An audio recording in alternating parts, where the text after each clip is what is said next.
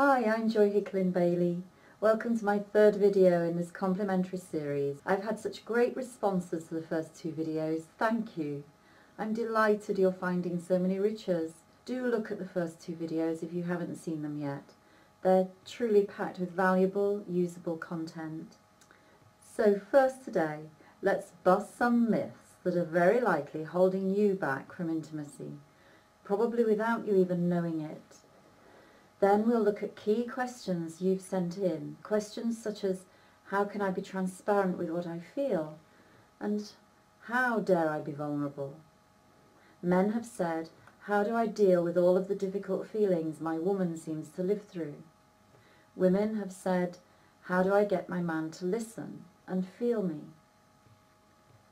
Many have said, how do I build the trust that I won't be abandoned by the one I love?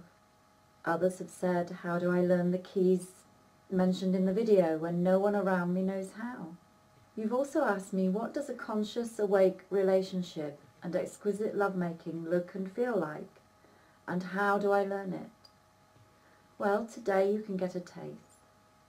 I'm going to address all of these questions by introducing you to part of the most powerful framework I know for facilitating awakened intimacy. You will also envision today what's possible for you in your perfect relating life. If that sounds good, let's look first at some very common and unrecognized myths in the way of your beautiful life. We're not educated about love or freedom in our mainstream culture, and what this lack of understanding does is create huge amounts of unnecessary pain and suffering and many spoiled lives. Myth 1. There is an all-pervasive belief in me. I talked about why this is so corrosive in video 2. It leads to other myths, such as working on yourself is what you must do. This is a prevalent myth in the low-energy, spiritual and tantra supermarket. At bottom, this is self-rejection, a way of bullying one's being. It prevents tender self-love. It pulls your vibration right down. Myth 2. Embodiment doesn't matter. Transcend your pain. Intellectually knowing the non-dual truth, reading the right books, being a spiritual seeker, wearing a robe, is not the same as embodied realization of truth. Your body and beingness must be involved. That's why sexuality work cannot be avoided if you really mean it to live an awakened life. Whole body learning goes directly to your unconscious. All change happens at the unconscious level. Life is energetic. Ensure you spend your time with high energy people and in situations which hold the highest vibration intentions. Healing then happens easily, beyond you. It is never done to you, nor is it done by you. You must be out of the way. Let's bust myth 3. Romantic love is really important. Well, it's a lovely game to play, and in fact I'm looking forward to going out to dinner in a little bit with my beloved. However, it's important to know that intimate relationship is much more than romance. Your partner, for example, has their own wounding and shadow, just like you. Learning the skills of presence, vulnerability, receptivity and tenderness are crucial. What makes the difference to relating happiness is not romance. It is the willingness to truly show up. It is the healing power of real intimacy beyond personality games, such as withdrawal or ambivalence or taking it carefully. These don't work in the long run. Another myth, information is crucial. No, talking and cognitive learning is a very small part of you. There is an explosion in online courses and self-help books, but information cannot bring about your transformation. Technology cannot educate you fully or give you honest reflection about body language, voice tone, how you hide, how you withdraw, what your defenses are.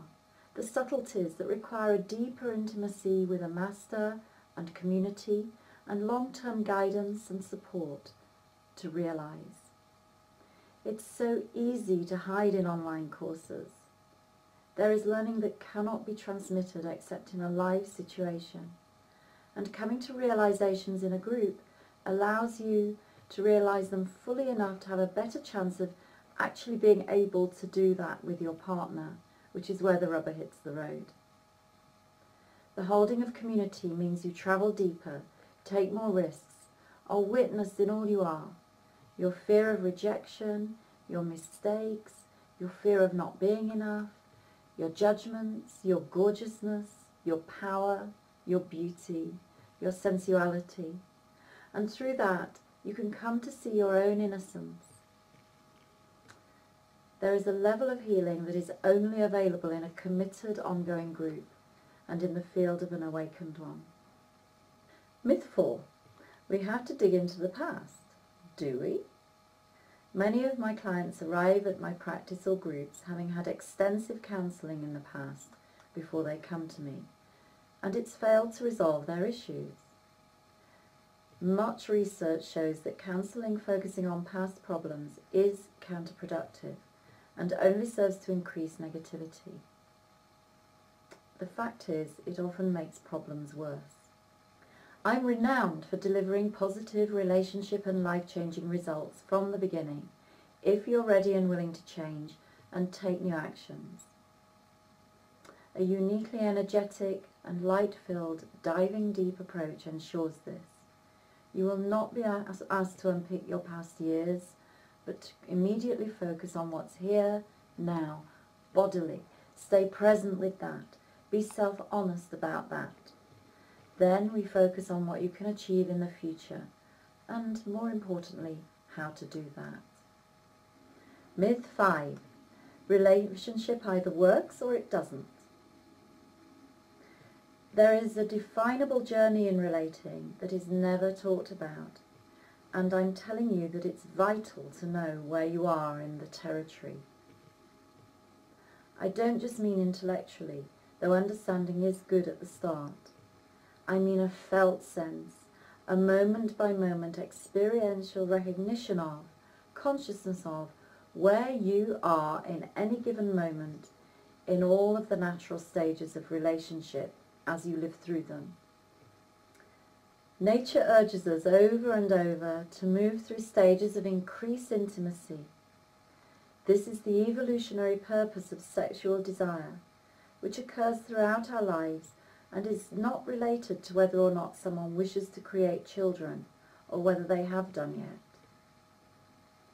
So, let's introduce you to the most powerful framework I know in facilitating awakened intimacy.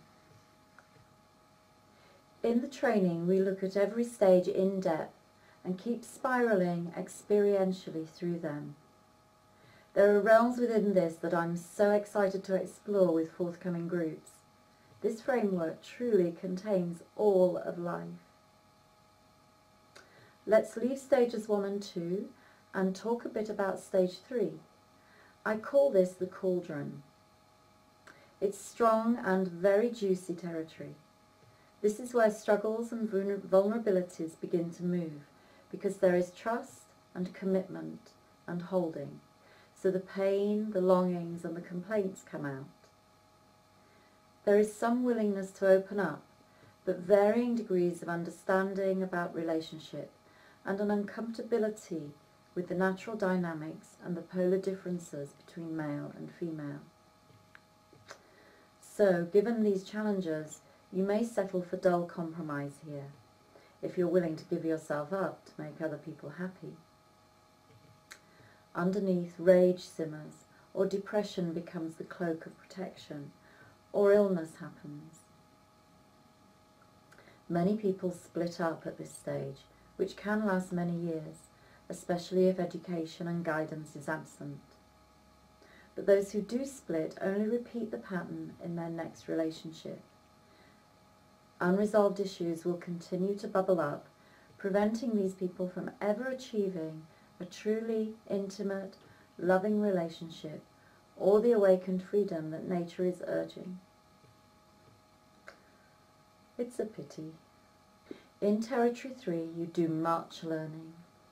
You grow your awareness of the conditioning in you, which creates the blame, argument, disappointment and pain in your relationships outside of you. You learn how to become actually available to a real person, not the projections you're making. You become available to the sensitivity in your own fingertips rather than obsessed with an argument a minute ago. Until we break through the veils of fear, there is very little chance of pleasure or shared love. The challenges won't go away because nature keeps urging us on to really get it, that it's just weather, that there's nothing meaningful in any of it. But of course it can feel very meaningful if you're working with layer after layer of accumulated debris, lies, and conditioned responses. How do you navigate this cauldron and come out the other end of it? First, be authentic. Saying, "I'm numb," can often help the numbness to dissolve. The scariest feelings may be the hardest to express, but hiding them does much more damage. You never really hide a feeling. It simply surfaces in other ways. You might find yourself becoming snappy, or withdrawn, or passive-aggressive. And anyway, covering up your feelings prevents true intimacy. Be real with each other. Keep asking the ruthless questions you need to ask. Say the thing you think will make a mess. Keep facing that dragon and help her or him slay it. In the cauldron, life asks of woman, are you willing to love your man in his fear and lack of presence, and talk kindly to him about it when you feel he's shut off or gone into retreat mode? Keep telling him when he's insensitive. Wake him up, woman. And if your man relates to porn rather than you, sort it out with him. What's it about? What's he avoiding? In the cauldron, life asks of man, are you willing to be present and love her in her rage or tears or strange moods until she's not raging or crying anymore and can hear simple truth? If your woman is constantly emotional, face her man. Yes, it's frightening, but don't take on her disappointments or her blame. When you allow yourself to be truly seen by your partner in this phase, you give him or her the opportunity to know the real you. You then feel loved for all that you are, and your partner will also feel safe and loved by you. So, now you know that this challenging period is actually normal. It happens in any relationship that goes so far, and in any awakening journey that you might take alone. That's because you're battling the separate self's fears of diving deep. I've helped many hundreds of couples understand their hidden fears, see who is doing what to whom, and rediscover love. I've coached countless singles so they can finally let go of the fears that keep them from the cauldron. They little know when they first come to me that ambivalence, their avoiding of the cauldron, keeps them from attracting that loving, lasting relationship that they say they wish for. If you know how to navigate this stage successfully and get high-quality support, you can enjoy a relationship of limitless love and fulfillment with yourself, with your chosen ones, and most importantly, with existence. I can't go into detail about any other territories now, but I will just mention 2 of them. Stage 4 I call the garden. It's about the blossoming and its joys and the pitfalls. It does have nettles. You can learn much more about it in the training. What about stage 5? I call this joyful loving, the gateway to the most intimate. It is a gateway which, if you are drawn to Secret Garden, you may long for very deeply. It lies beyond the sweet, tender beauty of personal love, and that becomes the gateway to being to freedom, to the dissolution of the personal, to God. Where do I begin and you end? In joyful loving, men and women serve each other into dissolution. There is so much to say and show you, and for you to realize in your body in this stage of relating. Physical sexual intimacy is your gateway to the most intimate. The goal in conscious, physical, joyful loving is no goal. There is nothing to gain or to lose. It comes from a place of deep relaxation, way beyond need or greed or fantasy. You learn to completely relax, to trust yourself as and let your body move freely from the inner and outer stillness, silence and love that lives and breathes all things. This may include wildness, tears, and nothing happening at all. In this literal making of love, lovers vibrate with the perfume of divinity. Sex meets and is, and always was, spirit. This is the context, this is the ground for the joyful loving training. Everything we do together in that training is to this end. The seeds of this exquisiteness may be closer than you expect, and the flowers will delight you. It's so much easier than you think to learn this. So let's go inside and till the soil. Visualize now, if you would, the outcome of what's possible in your life. Remember, your right life may look different than other people's. There is no one right way of joyful loving, but those who love joyfully all live life in particular, identifiable, and most important, learnable ways. Visualize now a life where you totally love yourself, where you're living each moment the keys to intimacy that you've learned. You've broken through your unconscious limits that you're as yet blind to. And if you're in intimate relationship, whatever your chosen lifestyle, you are fully awake, completely present, engaged, aware, true creators of the relating together. Visualize all the benefits of this growth. Write them down now on a piece of paper. Be very specific and make sure you always include how you feel now this thing has happened. For example, I feel deeply listened to by my partner, and so life feels so worthwhile. I feel relaxed and content because we make beautiful love together. Or, I know I'm lovable every moment of my life. I feel honoured because I have a partner who is fully committed to me and our joint future together. Or, my friends mirror back my own kindness and love for myself. Perhaps I adore my children and our family feels in harmony together. Spend a moment, closed eyes, visualizing all of this.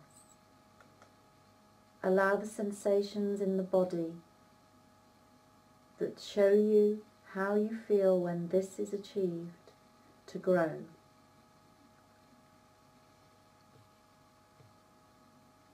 Enjoy those feelings. Let them be here now. You too can have this. It's so easy. And as you gently open your eyes now, know that you're at a fork in the road of your life.